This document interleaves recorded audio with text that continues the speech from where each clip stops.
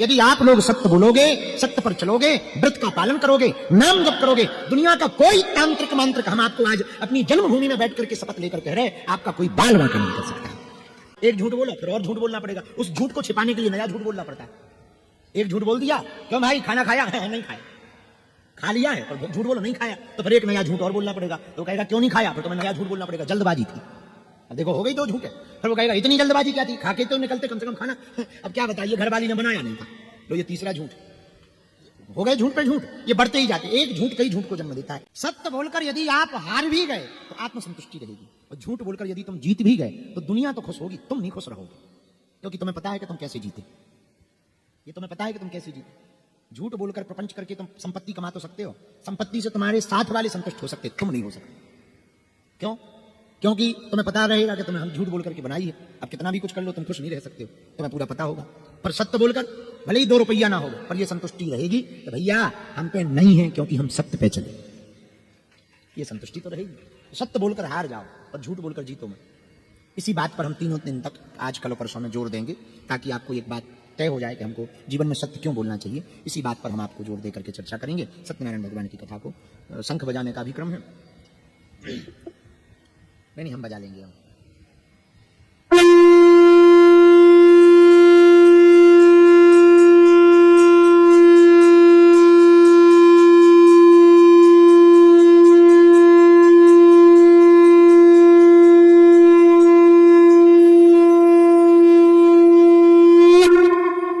सत्यनारायण भगवान की जय हो। जल डालो भगवान। बोलो सत्यनारायण भगवान की जय हो। लक्ष्मी नारायण भगवान की जय हो। वृंदावन बिहारी लाल की जय हो। बागेश्वर धाम की जय हो। सनातन हिंदू एकता पद यात्रा की जय हो। सनातन हिंदू एकता पद यात्रा की जय हो। बागेश्वर धाम के पागलों की जय हो। इतनी देर तक हम भूमिका इसलिए सुनाते रहे क्योंकि सत्यनारायण का नियम है कि शाम के समय गोधूली बेला पे सुनानी चाहिए। तो दिन में जब हम आए थे तब उजेला था, सो हमने जानबूझ के शाम कर ली। तो भाई जो समय नियम है, भाई ये बंद कर दो, ये भाई साहब बंद कर दो। आदम बाबा के जमाने के एक रखे हैं, चल बहुत बढ़िया रहे, भले ही पुराने हैं, चल सो रहे हैं। जय हो प्रभु। अच्छा देखो ये अब ये वाले पंखा बंद हो गए, अबे चला था सिन्नी को जात में, अब थोड़े थोड़े सिन्नी फैन। बचपन में बहुत दिनों बाद जब लिबो तो हमारे वालों जो होतो सो पुरानो होतो, वो की जाली नहीं थी, हवा दूर से कैच नहीं करती, कमाऊती सो नजदीक धल रही, सो गए सो हाथ पसारो उमरिया यही में चली गई। इसका भी एक अलग आनंद था। सत्यनारायण भगवान की जय हो। अब ध्यान पूर्वक सत्य भैया हमको तो थोड़ा सा ये वाले तेज कर दो। श्री गणेशाय नमः। व्यासुवाच एकदा नैमिषारण्ये ऋषिः शौनकादयः। सुनो, एक समय नैमिषारण्य पावन तीर्थ में शौनकादिक 88,000 ऋषि विराजमान थे। सभी लोग बैठ करके, सभी ऋषि वृंद महात्मा आपस में विचार कर रहे थे, मंथन कर रहे थे कि आगे कालांतर में कलयुग आ रहा है। कलयुग में प्राणियों को महान दुख प्राप्त होगा, सभी दुखी रहेंगे। तो बात भी सही है, कोई तन दुखी, कोई मन दुखी, कोई धन बिन रहत उदास, थोड़े थोड़े सब दुखी, सुखी राम के। तो ऋषियों ने विचार किया कि कलयुग में प्राणियों को महान दुख प्राप्त होगा। संत तो हमेशा दूसरों के लिए सोचते हैं, महात्मा तो दूसरों के लिए सोचते हैं। तो उन्होंने आपस में विचार किया कि क्या किया जाए कि इस दुख से बचने का कोई उपाय मिल जाए, कम समय में कोई ऐसा उपाय होवे जो इन लोगों को दुख से दूर कर दे, दुख से बचाए। अतः इस दुख से लोगों को बचाने के लिए क्या उपाय करना चाहिए। उसी समय व्यास जी के परम शिष्य पौराणिक श्री सूत जी अपने शिष्यों के सहित उस स्थान पर आ गए। जैसे ही सूत जी आए तो श्री सूत जी महाराज को ऋषि मुनियों ने आते देखा तो श्रद्धा पूर्वक उठ करके खड़े हो गए, साष्टांग दंडवत प्रणाम किया। प्रणाम करके सभी महापुरुष प्रेम पूर्वक हाथ जोड़ करके बैठ गए। ऋषियों ने सूत जी महाराज को उत्तम आसन दिया, यथोचित उनका पूजन किया और सभी ऋषि मुनि श्री सूत जी महाराज से कहने लगे, हे प्रभु आपका आना ठीक समय पर हुआ, बहुत ही उत्तम हुआ। इस अवसर पर आपका आगमन बहुत श्रेष्ठ हुआ। हम लोग बहुत चिंता में बैठे थे, बहुत शोक में डूबे हुए थे। इस शोक में जब हम डूब रहे थे तो आप नौका बनकर के हम लोगों का उद्धार, आप नौका बनकर हम लोगों का उद्धार करने के लिए आपने पदार्पण किया है। तुरंत श्री सूत जी ने पूछा कि क्या बात है, आप सभी महात्मा इतने महात्मा चिंतित क्यों हैं। तब मुनियों ने कहा, हे भगवान भविष्य में निकट में कलयुग नामक युग आ रहा, इस युग में धर्म की रक्षा होना बहुत कठिन है। धर्म की रक्षा किस प्रकार होगी, इसी चिंता में हम सब दुखी हैं कि कलिकाल में धर्म की रक्षा कैसे होगी, कलयुग के जीव अपने दुखों का निपटारा कैसे करेंगे।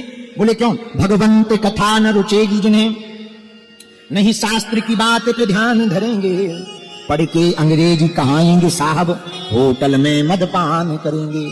कलयुग के जीव बहुत विचित्र हैं, पढ़ के अंग्रेजी कहाएंगे साहब, होटल में मदपान करेंगे, करी खंडन तीर्थ मंदिर का, नहीं पुण्य कथा अनुदान करेंगे। कलिकाल के जीव मदपान में फंसे रहेंगे, नशा व्यसन में फंसे रहेंगे, मंदिरों का खंडन करेंगे, तीर्थों का खंडन करेंगे, संतों का खंडन करेंगे, सब पर टिप्पणियां करेंगे। हे भगवान, ऐसे कलिकाल की विचित्र स्थिति को देखकर हम सबके मन में चिंता है कि इस दुख से कैसे निपटा जाए। अतः हे भगवान, आप ऐसा कोई व्रत अथवा तप हमको बताइए जिससे मनोवांछित फल प्राप्त होवे, कम समय में प्राप्त होवे, ऐसी कृपा हम पर करिए। सौनकादिक ऋषियों की प्रार्थना सुनकर श्री सूत जी बोले, हे ऋषिगणों, आप धन्य हैं, आप जैसे महापुरुष से ही यह पृथ्वी टिकी हुई है, ये संसार चल रहा है। जो दूसरों के परोपकार के लिए चिंता करते हैं वही महात्मा कहलाते हैं, वही ऋषि कहलाते हैं। आप धन्य हैं, आप दुष्टों को भी कष्ट में नहीं देख पाते, उनको भी सुख देने के लिए निरंतर प्रयत्न करते रहते हैं। आप धन्य हैं। बहुत अच्छी बात कही, सुनो। अष्टादश पुराणेषु व्यासस्य वचनम द्वयम, परोपकाराय पुण्याय पापाय परपीडनम। 18 पुराणों में दो बात मुख्य रूप से कही, परोपकाराय पुण्याय पापाय परपीडनम। परोपकार से बढ़कर के कोई उपकार नहीं है, और दूसरों की पीड़ा मिटाने से बड़ा कोई पुण्य नहीं है। सर्वोत्तम पुण्य यही है कि कोई दुखी हो गए उसके दुख मिटाने का प्रयत्न करो, और अपने आपको मनुष्य तन मिला है तो थोड़ा मोड़ा भी सही, जितनी सामर्थ्यता है उतना परोपकार करो। भूखे को भोजन, प्यासे को पानी, किसी को वस्त्र दे दो, किसी को द्रव्य दे दो, किसी का भवन नहीं है तो भवन बना दो। भगवान तुम्हारा भला करेंगे। वो धन्यवाद देवे ना देवे, गाली बके, वो उनका काम। तुम अपनी तरफ से देखो, तुम पेड़ से सीखो। पत्थर खाने के बाद भी फल देना बंद नहीं करते। वृक्ष फल लगे हों, छोटे छोटे बच्चे जाते हैं जामुन के पेड़ में, निशाना मारते हैं पत्थर। अब पत्थर जामुन में थोड़ी लगता है, पेड़ में लगता है, छाल छिल जाती है, पर पेड़ क्या कहता है, कोई बात नहीं, फिर भी फल देते ना, फिर भी फल देना बंद नहीं। नदी कभी नहीं देखती कौन आया है, घाट पे जो आए सबको जल देती, शीतलता देती, वो अपना कार्य कभी नहीं छोड़ती। ऐसे ही साधु को और भगत को होना चाहिए। आपके घर पे कोई आवे या आपके जीवन में कोई आवे, कोई गाली भी बक देना, उसके कर्म उसको खाएंगे। धन्य भाव से भगवान की तरफ देख करके अपनी सेवा अनवरत जारी रखो, क्योंकि सब देखने वाले भगवान। साधु कौन है? साधु वही है जो दूसरों की पीड़ा ना देख पाए, जो दूसरों की पीड़ा देख करके उसे अपना दुख मान करके, दुखी होकर के उसके सुख के लिए कोई ना कोई प्रयत्न करे। यही सूत जी महाराज कह रहे हैं कि हे ऋषिगणों, आप धन्य हैं। आपने ये जो मन में विचार किया ना कि जो कलयुग के जीव हैं वो दुखी रहेंगे, उनकी दुख की निवृत्ति के लिए कोई उपाय किया जाए। तो सुनो, हे परोपकारी सौनकादिक ऋषियों, जो प्रश्न आपने किया यही प्रश्न एक बार लक्ष्मीपति भगवान विष्णु से नारद जी ने किया था। नारद मुनि ने भी पूछा था, जिस प्रकार आप लोगों ने मुझसे पूछा उन्होंने भी यही पूछा था। सौनकादिक ऋषियों ने कहा, महाराज वो पूरा कथन हमको सुनाइए, हम भी सुनने के लिए तैयार हैं। तब श्री सूत जी महाराज ने वृत्तांत पूर्वक, विस्तार पूर्वक वह वृत्तांत सुनाया। बोले एक समय नारद जी महाराज परोपकार की भावना से सभी लोकों में भ्रमण कर रहे थे। घूमते घूमते इस लोक में आ गए। बोले कौन से लोक में? जिस लोक में हम लोग रहते हैं, इसको कहते हैं मृत्यु लोक। क्या कहते हैं? मृत्यु लोक। नारद जी ने देखा यहाँ जितने भी लोग हैं सब दुखी हैं। कोई बेटा के कारण दुखी, कोई पति के कारण दुखी, कोई पत्नी के कारण दुखी, कोई परिवार के कारण दुखी, कोई मित्र के कारण दुखी, कोई किसी के कारण दुखी, दुखी दुखी है। अच्छा, किसी पर धन है तो एक और टेंशन है, बोले धन तो है, लगाएं कहाँ? कई लोग इसी बात से दुखी हैं। कुछ लोग इस बात से दुखी हैं, बोले है ही नहीं, सो दुखी। कुछ लोग इसलिए दुखी हैं, बोले मकान तो है पर व्यवस्था नहीं है। बोले क्या है? बोले मकान तो खूब है पर रहने वाला कोई है ही नहीं, सो दुखी। कुछ लोग इसलिए दुखी हैं, बोले मकान ही नहीं, रहने वाली तो 10 है, सो दुखी। कई लोगों पे दोनों बहुत बढ़िया है, बोले लेकिन दाल का पानी पी रहे हैं। उनके नौकर चाकर रोज पनीर खा रहे हैं, वो दाल का पानी पी रहे हैं। बोले ये कौन है? बोले बाबूजी। बोले बाबूजी क्या? बोले दाल का पानी बस सूखे ही पिएंगे। बोले क्यों? बोले इनको शुगर हो गई। बोले ये पनीर कौन खा रहा? बोले ये नौकर जी है। बोले ये पनीर क्यों खा रहे? बोले इनका कोई दिक्कत ही नहीं है। लेकिन दरअसल बस कमी इतनी है कि नौकर से पूछो तुम दुखी क्यों? बोले पनीर अपनी नहीं है। पनीर अपनी नहीं है। और मालिक से पूछो भाई तुम दुखी क्यों हो? बोले पनीर तो अपनी है लेकिन खा नहीं सकते। लो दोनों दुखी है। धन कहे धनवान सुखी, धनवान कहे सुख राजा को भारी, राजा कहे महाराजा सुखी, महाराजा कहे सुख इंद्र को भारी, इंद्र कहे ब्रह्मा जी सुखी। इंद्र से पूछा तुम सुखी हो? बोले हम नहीं है। ब्रह्मा जी सुखी है। बोले क्यों? इंद्र बोला हमें तो डर लगा रहता है, दीन कहे धनवान सुखी, गरीब कहता धनवान सुखी है। धनवान से कहा तुम सुखी हो? बोले हम सुखी नहीं है। बोले क्यों? बोले धन आता जाता रहता है। राजा सुखी है, उसका भंडार हमेशा भरा रहता है। राजा से पूछा तुम सुखी हो? बोले हम भी सुखी नहीं है। बोले क्यों? बोले कोई भी षड्यंत्र करके दूसरा राजा बनने की तैयारी, इसी में प्रजा को खुश करने में ही हम मर जाते। तो बोले कौन सुखी? बोले महाराजा सुखी है। महाराजा से पूछा तुम सुखी? बोले हम नहीं। बोले कौन? महाराजा कहें सुखेंद्र को भारी, इंद्र सुखी है, हमसे ऊपर है। इंद्र भैया तुम सुखी हो? हम कहां सुखी है, हमें रोज टेंशन धरी। बोले क्या? बोले कोई जब तब ज्यादा करने लगे तो धुक-धुकी शुरू हो जाती है। बोले क्यों? बोले ये दिक्कत लगने लगती कहीं हमारा पद ना मंगा ले, ये इंद्र ना बन जाए सो हम भी। तो कौन सुखी है? बोले ब्रह्मा जी, उनका पद फिक्स है, परमानेंट है, आना जाना नहीं है, एक ही काम है। बोले क्या? फैक्ट्री का संचालन करो, दुनिया बनाओ। तो बोले हम भी सुखी नहीं। इंद्र ब्रह्मा जी सुखी। ब्रह्मा जी से पूछा ब्रह्मा जी आप सुखी हो? ब्रह्मा कहें सुखी विष्णु है, हम भी नहीं, विष्णु भगवान सुखी। बोल क्यों सुखी है? बोले हमें बड़ी दिक्कत है, कई बार हम ऐसी सृष्टि बना देते हैं कि हमको ही आफत बन जाती है, ऐसे बना देते हैं, हमें बड़ी टेंशन हो जाती है, कई बार ज्यादा क्वांटिटी हो जाती है, कई बार कम हो जाती है, बड़ी दिक्कत है, हम भी दुखी हैं। बोले पर सुखी कौन है? बोले विष्णु भगवान सुखी, उन्हें कुछ करने नहीं है, पालन करना है। अच्छा, भगवान विष्णु जी से कहा आप सुखी हो? भगवान विष्णु बोले भैया हम सुखी नहीं है, हमको एक दुख है। क्या? हमारे भक्तों को कोई दुख ना रहे, हमको ये दुख है। तो फिर पूछा कि आप सुखी कौन है जब आप ही नहीं हो? तो तुलसीदास जी कहें, तुलसीदास कहें विचार, तुलसीदास जी ने विचार करके कहा बिन हरि भजन सब जीव दुखारी, एक ही सुखी है। कौन? जो भगवान का भक्त है वही सुखी है, बाकी सब दुखी है। बोलो सीताराम। जोर से बोलो, और जोर से बोलो। अब एक बात तो पक्की हो गई कि सुखी कौन है? अपन लोग सुखी है। क्यों? अपना कोई टेंशन ही नहीं है, जो टेंशन हो भगवान को हो। अपन तो सुना देते हैं हे बागेश्वर महाराज, हे बागेश्वर बालाजी, भूत भगा दइए, ऐसा कर दइए, बाकी चिंता उनकी, अब वो जाने कैसे क्या करेंगे, मेरी गाड़ी तेरे हवाले, तू जाने तेरा कामयाब। तो नारद जी ने देखा सब दुखी हैं, सुखी कोई नहीं है, सब दुखी हैं, क्या किया जाए? तो नारद जी घूमते घामते भ्रमण करते हुए मृत्यु लोक में जब नाना अनेक प्रकार से दुख से दुखित भांति भांति की योनियों में जन्मे हुए सभी जीवों को देखा, तो उन प्राणियों के दुख को दूर करने का मन में विचार किया, इनका दुख किस प्रकार दूर हो सकता है। यही सोचते हुए बीणा बजाते हुए नारद जी भगवान विष्णु लोक को गए। एक बार करतल कर बीणा, गावत हरि गुण परम प्रवीणा। नाम जप करते हुए नारद जी भगवान विष्णु के पास गए, प्रणाम किया, जय हो भगवान। भगवान तुरंत उठ गए, हर सिमले उठी रमान केता, बैठे आसन ऋषि समेता। भगवान ने बैठाया, आओ बैठो। क्या बात है नारद जी, आप दुखी क्यों हो? भगवान की स्तुति की पहले तो नारद जी ने। तदा नारायणम देवम शुक्ल वर्णम चतुर्भुजम, शंख चक्रम गदा पद्म वनमाला विभूषितम। भगवान का दिव्य रूप है। नारद मुनि ने देखा भगवान शुक्ल वर्ण के हैं, 4 भुजाएं हैं भगवान की, चारों भुजाओं में भगवान एक हाथ में शंख लिए हुए, एक हाथ में चक्र लिए हुए, एक हाथ में वज्र लिए हुए, पद्म तथा कंठमाला, कंठ में वनमाला पहने हुए हैं, बड़े सुशोभित हो रहे हैं। ऐसे देवों के देव स्वामी भगवान श्री हरि को देख करके नारद जी स्तुति करने लगे। हे भगवान, आपको साष्टांग दंडवत है, आप वाणी और मन से परे हैं, हम आपको प्रणाम करते हैं। हे प्रभु, आपके अनेक रूप हैं, आपकी शक्ति अनंत है, आपका न आदि है, न मध्य है, न अंत है, आप निर्गुण हैं, आप गुणातीत हैं, आपके अंदर तीनों गुण समाये हुए हैं, सतोगुण रजोगुण तमोगुण तीनों गुण समाये हुए हैं। आप ही आत्मा हैं, आप ही परमात्मा हैं, आप ही संपूर्ण प्राणियों के आदि के कारण हैं, आप ही सभी भक्तों के क्लेशों को दुख को दूर करने वाले हैं। आपकी जय हो, आपकी जय हो, आपकी जय हो। भगवान ने विष्णु भगवान ने नारद जी से पूछा, बड़ी महिमा गाई जा रही, कारण तो बताओ, इतनी महिमा मंडन कर रहे हो, इतना गा रहे हो, कारण बताओ क्या है? तो भगवान ने इतना पूछा, तब नारद जी ने कहा, हे प्रभु, अभी हम मृत्यु लोक से आ रहे हैं। अच्छा, एक बड़ी गड़बड़ देखी। क्या? वहां सब लोग दुखी हैं, कोई ना कोई चिंता है। हम आपसे प्रार्थना करना चाह रहे हैं, आप ऐसा कोई उपाय बताओ, उनके दुख दूर हो जाए, पीड़ा मिट जाए। वहां मनुष्य अनेक प्रकार की योनियों में जन्म लेकर के पाप कर्म में लीन है, दिन रात पाप करता रहता, झूठ ही बोलता रहता, उल्टे सीधे कर्म कर रहा है, उन्हीं का कारण है कि वो दुखी है। आप ऐसा कोई उपाय बताओ, जब तब तो कर नहीं पाएगा, तपस्या पे बैठ नहीं पाएगा, जाप पे बैठता है तो मन नहीं लगता है, आप कोई ऐसा सरल उपाय बताओ, उनके दुख दूर हो जाए, एकदम प्रसन्नचित्त हो जाए। यदि आप ऐसी मुझ पर कृपा कर देंगे तो हमको बहुत प्रसन्नता होगी। भगवान से कहा, हे प्रभु, दीन दयाल बिरद संभारी,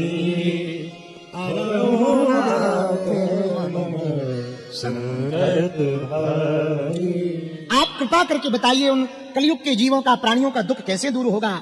भगवान ने जैसे ही नारद जी की वाणी को सुना, मुस्कुरा गए। नारद जी, आप सदैव दूसरों के हित के लिए मन में विचार रखते हो, धन्य हैं आप इसलिए आपको मुनि श्रेष्ठ कहा जाता है, इसलिए आप देव ऋषि हो। अतः हे नारद, आपने जो प्रश्न पूछा उस प्रश्न का उत्तर देना चाहता हूं। एक छोटा सा उपाय मैं आपसे कह रहा हूं, ध्यान से सुनो। यदि कलयुग का मनुष्य इस उपाय को करेगा तो मैं तुम्हारे प्रेम में वशीभूत होकर नारद जी वह महान व्रत को मैं तुमसे बता रहा हूं, जो महापुण्य देने वाला है, कलयुग के जीवों का कष्ट को दूर करने वाला है, पापों को मिटाने वाला है। स्वर्ग और पृथ्वी लोक दोनों लोकों में दुर्लभ है। नारद जी बोले, महाराज उपाय बताओ, वो कौन सा व्रत है जिसके करने से कलयुग के मनुष्यों का पाप दूर हो जाएंगे, कष्ट दूर हो जाएंगे। भगवान विष्णु ने कहा, हे नारद, कलयुग का जो भी मनुष्य सत्यनारायण भगवान के व्रत को धारण करेगा, कथा को सुनेगा, सत्य पर चलेगा, वो सभी दुखों से छूट जाएगा, वह सुख को प्राप्त करके अंत में मेरे धराधाम को आएगा। बोलो सत्यनारायण भगवान की जय हो। जैसे ही इतनी बात सुनी तुरंत नारद जी महाराज बोले, प्रभु की जय हो, प्रभु की जय हो, प्रभु की जय हो। भगवान के वचन सुनकर के नारद जी कहने लगे, हे जनार्दन, इस व्रत का फल क्या है, इस व्रत को करने की विधि क्या है, इस व्रत को कब करना चाहिए, कैसे करना चाहिए और किस किसने इस व्रत को किया है, विस्तार पूर्वक हमें बताने की कृपा कीजिए। इस प्रकार नारद जी के वचन सुनकर भगवान बोले, हे नारद, यह व्रत समस्त दुखों को दूर करने वाला है, समस्त शोक को मिटाने वाला है, समस्त पीड़ा को मिटाने वाला है, धन धान को बढ़ाने वाला है, निर्धन को धन देने वाला है। यह व्रत सौभाग्य बढ़ाने वाला है, निसंतान को संतान देने वाला है, सर्वत्र विजय करने वाला है। हे नारद जी, श्रद्धा पूर्वक, भक्ति पूर्वक कलयुग में जो भी सत्यनारायण भगवान के व्रत को करेगा वह सभी प्रकार से सुख व वैभव को पा जाएगा। नारद जी बोले, जय हो महाराज, इसका उपाय बताओ। तब भगवान विष्णु ने कहा, हे नारद जी, सायं काल के समय इस व्रत को करना चाहिए। अब आजकल तो कई लोग सुबह से ही, महाराज हमारे लड़का बहू भूखे हैं, जल्दी सत्यनारायण करवाओ, भूख लगी, सुबह से ही जो है सत्यनारायण जी हो जाती। लेकिन सत्यनारायण जी का व्रत है, नियम है, सायं काल के समय सत्यनारायण भगवान के व्रत को करना चाहिए। बोले कैसे करना चाहिए? बोले ब्राह्मणों को बुलाकर पंजीरी का प्रसाद बनाकर, पंजीरी जानते हो, ये रखिए भगवान के सम्मुख में, पंजीरी का प्रसाद बना करके ब्राह्मणों को बुलाकर, बंधुजनों को बुलाकर धर्म में तत्पर होकर प्रातः काल ही संकल्प ले लेना चाहिए कि आज से हम सत्यनारायण भगवान का व्रत कर रहे हैं, आज हम कर रहे हैं एक दिन में, या जैसे ये 3 दिन का क्रम है तो 3 दिन का ले लेना चाहिए कि अब हम व्रत कर रहे हैं, हम पर हे सत्यनारायण भगवान कृपा करना और हम पर दया करना। जो घर बैठ करके सुन रहे वे भी व्रत ले सकते हैं, ऑनलाइन भी घर बैठ करके व्रत ले सकते हो। भविष्य में हम ऐसा उपाय करेंगे कि महीना में, 2 महीना में एक आध बार सत्यनारायण की कथा हो जाए, है 3 महीना में एक बार तो होनी ही चाहिए, और घर बैठ करके बढ़िया, और पूर्णमासी को किया जाएगी। पूर्णमासी का बड़ा फल है, क्योंकि उसका नाम ही है पूर्णमा, उसको कहते हैं पूर्णमा। उस दिन जो भी करोगे सब पूर्ण, इसलिए पूर्णमासी का बड़ा महत्व है। सत्यनारायण की कथा पूर्णिमा को तो सुननी चाहिए। यदि देवी साधना करते हो तो अमावस्या को, अमावस्या का भी बड़ा अद्भुत अर्थ है, अमावस्या, अमावस्या, यही अमावस्या, तो पूर्णिमा को करनी चाहिए। तो भगवान कहते हैं, हे नारद जी, सायंकाल के समय ब्राह्मण और बंधुओं को बुलाकर धर्म में तत्पर होकर सत्यनारायण भगवान का पूजन करना चाहिए। भगवान के पूजन में केले का फल, गऊ का दूध, गेहूं का आटा जिसमें चीनी मिश्रित हो, उसका अभाव हो तो साठी यानी चावल का आटा, गुड़ मिलाकर चूर्ण बना लेवे। सब पदार्थ को एकत्र करके पवित्र भाव से भगवान को भोग के रूप में, प्रसाद के रूप में अर्पण कर देवे। फिर ब्राह्मण को बुलाकर पुस्तक का पूजन करें। पुस्तक का पूजन करने के बाद में सत्यनारायण का व्रत लेवे। बंधु बांधवों के साथ सत्यनारायण के व्रत की कथा को श्रवण करें। उसके बाद में ब्राह्मण भोज करावें, उसके बाद में प्रसाद पावें, नाच गाना भजन कीर्तन करें। भगवान के सामने रात भर कीर्तन करना चाहिए। फिर अपने अपने घर को जाकर सत्यनारायण भगवान का स्मरण करते हुए पूरा जीवन सत्य पर जीना चाहिए। इस प्रकार से यह व्रत को जो भी मनुष्य करेगा वह मनवांछित फल पा जाएगा, और कलयुग में इससे सरल कोई दूसरा उपाय नहीं है। इति श्री रेवाखंडे कथायामो प्रथमो अध्याय समाप्तः। वृंदावन बिहारी लाल की जय, सत्यनारायण भगवान की जय। चावल छोड़ दो,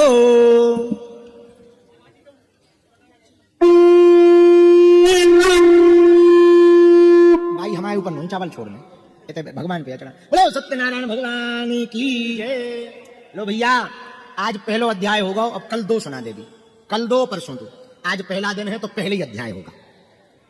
तो यहाँ भगवान के यहाँ चावल वहीं से, मैंने पंडित जी यहाँ दे दो कि चढ़ा देंगे। बोलो वृंदावन बिहारी लाल की जय। तो आज आपको नियम समझ में आ गए। अब कल हो सके तो पीले वस्त्र पहन के आइयो, ठीक है। और पीले वस्त्र पहनने के साथ में दिन में व्रत रहना है, फलाहार, रात को भोजन करना है, खूब दबा के खाओ। रात को, रात भर भी कीर्तन करना, दिन में भी कीर्तन करना। मन ही मन में गुरु मंत्र का जप या लक्ष्मी नारायण भगवान का जप करना, उसी मंत्र पर जीवन जीना। और कल की कथा में लगभग तय है, हमारे अति प्रिय श्री इंद्रेश जी, पूज्य श्री इंद्रेश जी उपाध्याय जी भी कल आ रहे हैं। तो कल वो भी, चूंकि जन्मभूमि की कथा है तो इस कथा में वो भी कल पधार रहे हैं।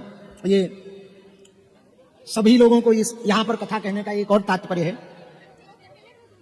कल तो एक काम करना पड़ेगा, ये बगल से पूरा बंद करवाना पड़ेगा, दरवाजा भी बड़ा शोर होता है तो समझ ही नहीं आता है कि, तो कल ऐसा करवा देना। तो कल जो है फिर से 4 बजे, कितने बज गए? 6 बज गए, टाइम पे पूरी हो गई। 5 बजे तो आई थी, 4 सवा 4 पे आ गए थे, बहुत बढ़िया, तो टाइम पे रहती। तो कल की कथा 4 बजे से ही होगी, थोड़ा जल्दी भी हो सकती है। और कल समय पर कथा सत्यनारायण भगवान, क्योंकि कल 2 अध्याय होना है, तो 2 अध्याय के हिसाब से तुलसी ले आना, तुलसी जी ले आना, बढ़िया। यहाँ पर सत्यनारायण भगवान के यहाँ पर सुबह से आप लोग कीर्तन करना, जो जजमान है सुबह कीर्तन करना, रात को कीर्तन करना, विश्राम जहाँ रुके हो वहाँ करो, पर कीर्तन यहाँ करो बैठ करके। सुबह जल्दी आके पूरी तैयारी कर लेना, यहीं अपने हाथ से फलाहार बना के यहीं पाओ, यही सिस्टम जमा लो, यदि बनाने का हो जाए बहुत बढ़िया है, यही सिस्टम जमा करके बढ़िया फलाहार पाओ। और कल फिर से सत्यनारायण भगवान के व्रत को 2 अध्याय की चर्चा कल गाएंगे, फिर 2 अध्याय की चर्चा परसों गाएंगे, और जो जो भाव बहुत प्रिय लगे उसे जीवन में उतारते हुए अपने जीवन को जियो।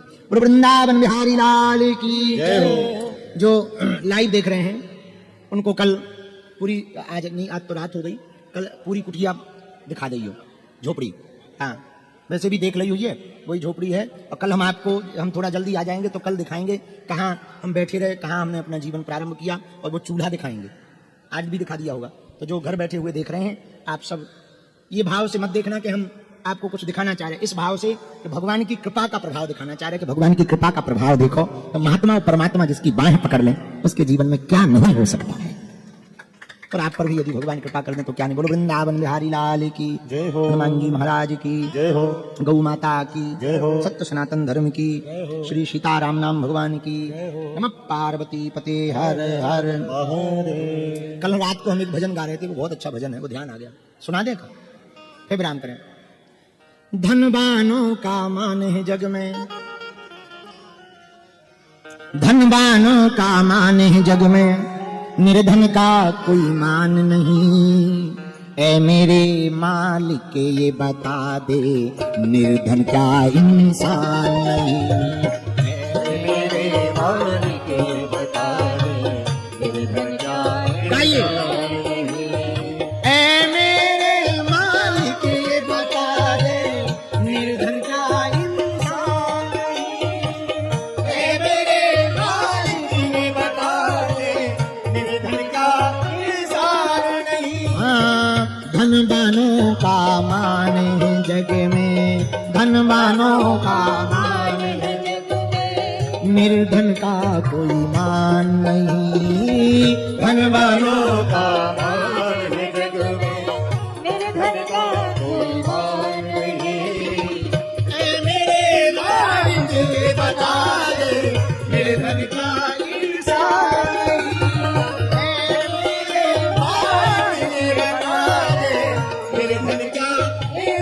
उठा देना, हाँ